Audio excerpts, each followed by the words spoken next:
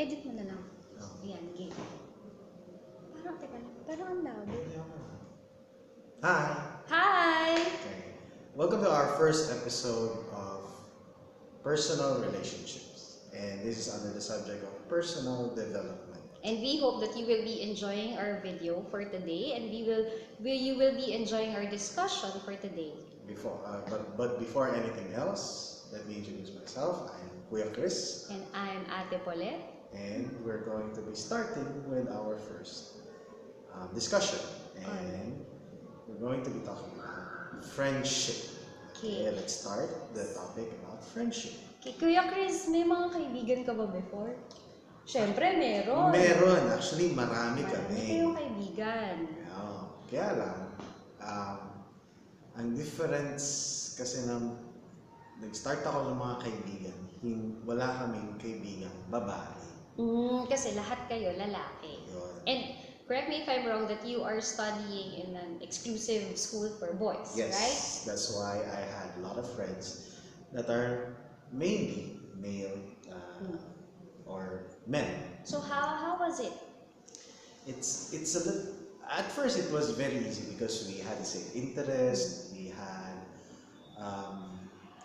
we talk about things that we like, and anything that we say or any topic that we talk about. I mean, we are very comfortable talking about it. Okay? Any topic. Yes, any topic or anything that goes under the sun. So kung si Kuya Chris ay nag-aral sa isang exclusive school for boys, si Ate Paulette naman ay nag-aral sa isang exclusive school for girls. So that is very surprising. It's because dealing with the same gender makes you really comfortable, no? Walang hesitations, walang pagtatago, That's no? true. And you also build friendship. Friendship. Actually, as you have said, I think you also experienced it that you don't have a particular best friend. Oo, kasi lahat sila friends. No, kaibigan mo. Correct. That's why that friendship itself is quite intact. Although some of us, sorry to say, some of them has passed away. Really? At a very early At a age? very early age. So some of them has already passed away. Some of them are not here in the Philippines due to occupational basis. And syempre may mga sarili-sarili na kaming families. So basically speaking, when we went out of high school or after studying in that exclusive school for boys, we had a hard time, or admittingly, or honestly Had a hard time adjusting, no? adjusting, because when I went to college, syempre hindi maiwasan. Correct. May classmate ako, babae. Ako din noon, share ko lang, medyo nahirapan din ako nag-adjust. It's because na, may lalaki pala. Oh.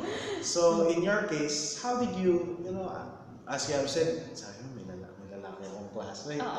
So, ano yung una mo naramdaman? Ako, to be honest, kasi I long to have a brother. Okay. Kasi I'm the eldest, and then I have two sisters. And then while we were growing, I long to have a brother. Kaya yung mga nagkakaroon ako ng mga classmates na boys, parang friends eh. Parang they're more like a brother to me. Right. Kaya nga parang mas naging close ako sa mga guy friends ko. It's because na I see them as a brother. Parang without any malice. Correct. Parang kuya-kuya ganon or brother. Ganon siya. Okay. Parang ganun din na-feel ko kasi although I had a sister, pero yung gap namin masyadong malayo. So basically speaking, as you have said, yung pag may nakita akong or may classmate ako na babae, I treat her as a small sister. Yun yung ano ko doon.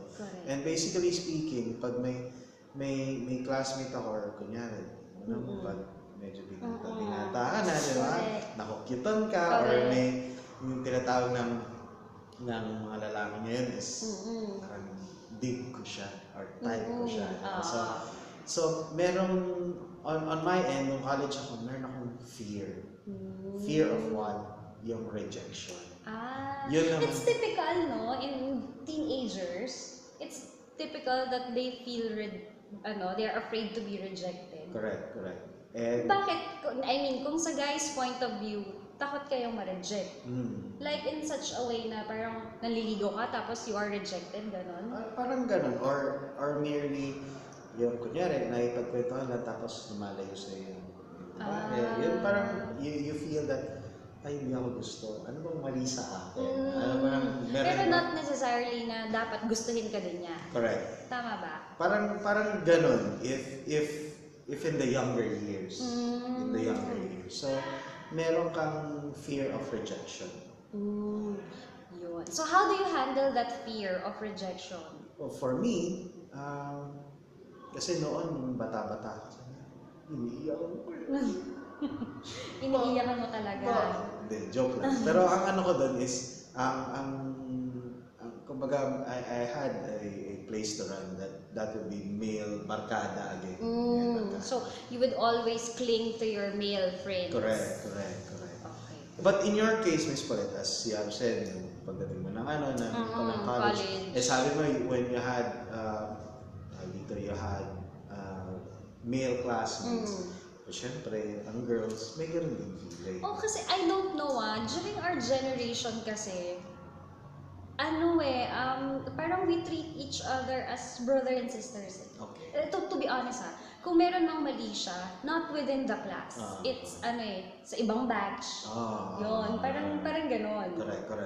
Pero kung within the class, parang yun lang yung precious moments ko with my college friends, most especially. Para kaming barkada. Okay. Kung may gusto sila, hindi masyadong nade-develop within the class. Sa ibang batch. Sa ibang batch. Parang... Or ibang college? Oo, or basta outside. Outside, I see. Kasi ako, I married my husband na hindi ko naman kaklase. Sa labas ko din siya nakilala. Parang ganun. Tama. Sabagay, ako rin. More on na-develop yung friendship. Even my guy friends, sinasabihan ko sila about my boyfriend, ganun. And even sila nag-open sila about their girlfriend, and we give advice. Parang doon.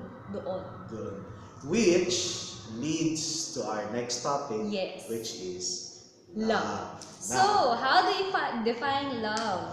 Or in simple ways, what is love? Miss Ate Paulette, what is love for you? Wow. Actually, that's a very tough question. What is love? Ma-share ko lang there was one question in my quiz during personal development. It's okay.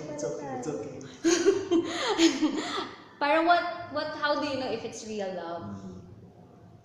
For me, sabi ko lang siguro, if it's real love, if you are ready to sacrifice, you're willing to commit yourself.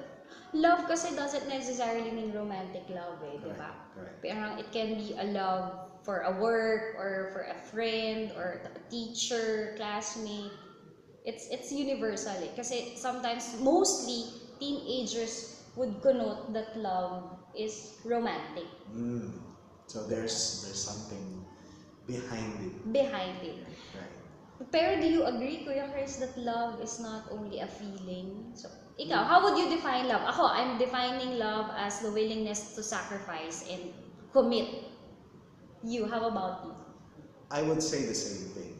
Love is merely not just a feeling, but it is an action of sacrifice and commitment, not just to your significant other, but to something that you are really good at, or you are divulged into. In other words, you can grow and develop together. Correct. That's true.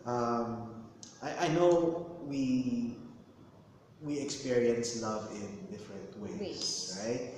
For younger generations, especially yung mga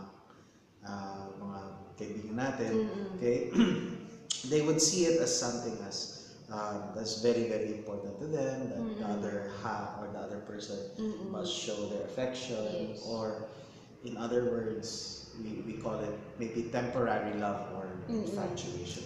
Correct. Right? How about you, Miss Paulette? Ako, I believe that love involves not only taking care of yourself, but also taking the other person.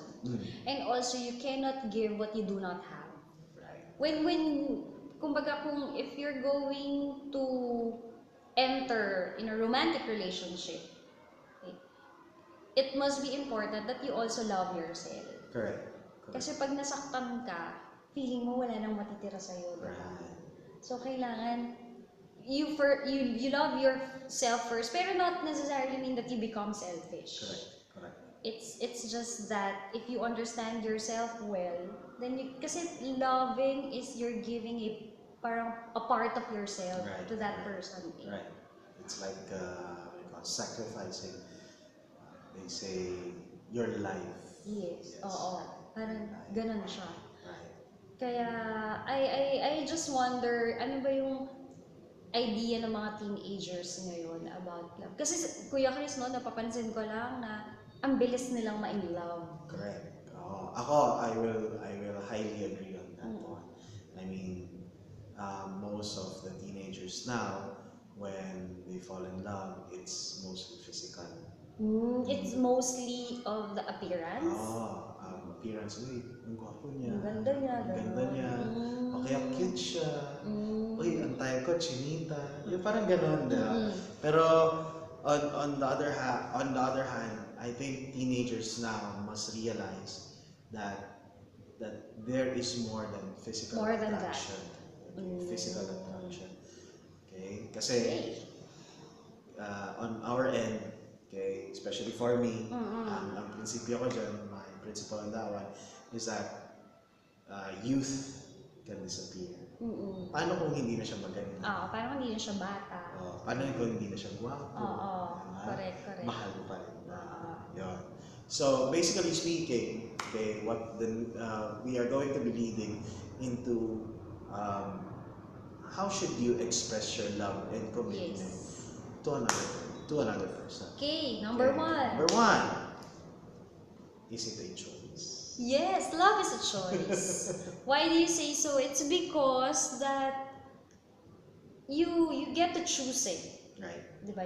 You get to choose, and you hindi lang siya nararamdaman eh. You choose to love that person. Right. You choose to love that person each and every day of your life. Right. So That's it's a choice. It's not just a feeling. It's not just dahil dumating lang siya. Correct. Dumating siya and you choose him to stay. Right. Or you choose her to stay in your life. Correct. Tama ba, Kuya Chris? That's precisely correct. Having a choice is very important because it's not merely a guarantee of something of your future, but instead it's a guarantee that is it workable? Is it permanent?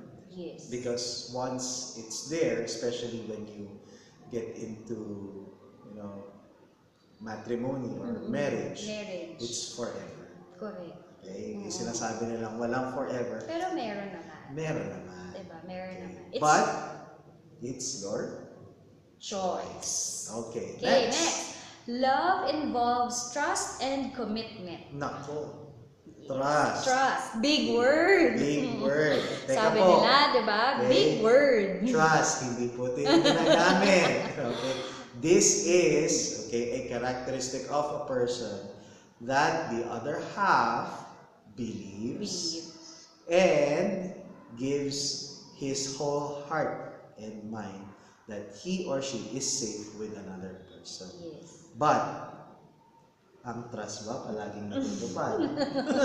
Dapat. Dapat. Diba? Kasi that's the secret in a relationship eh. Correct. Diba? To make the relationship last long. Sabi nga, mawala na yung pagmamahal, wag lang daw yung trust. Correct. That's true. Diba? Kasi you can love again and again eh. Pero kung yung trust, once na masira na daw ang trust, Wala na siya. you cannot rebuild it. Correct.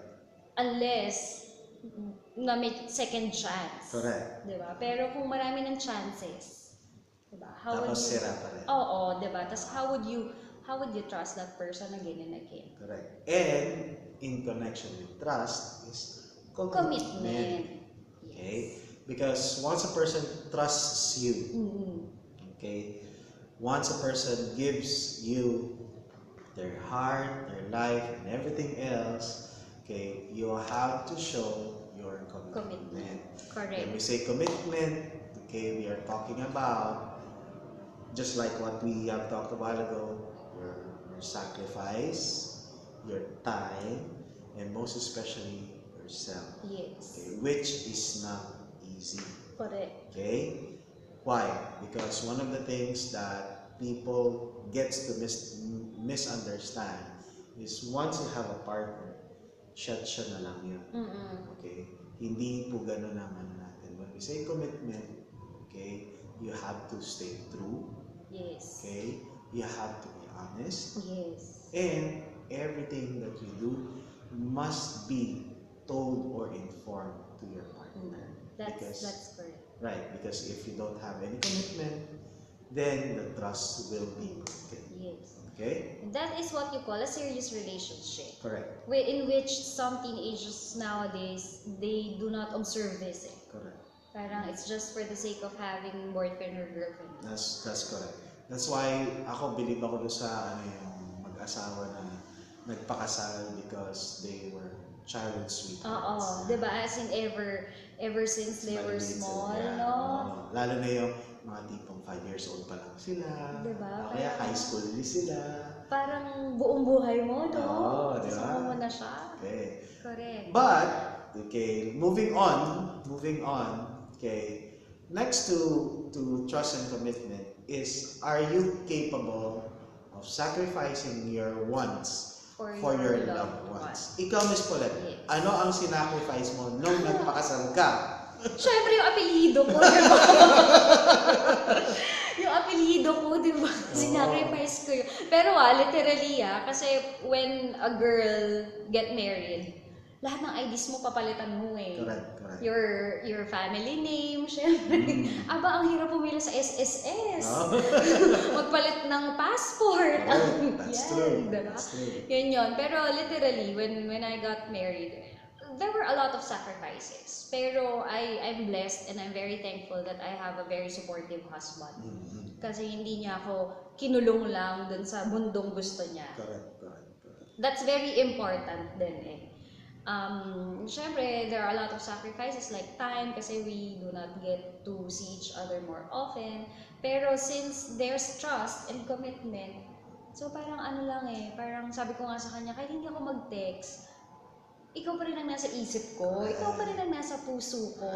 Sabi ko sa kanya nun, hindi tayo college, high school student sweetheart.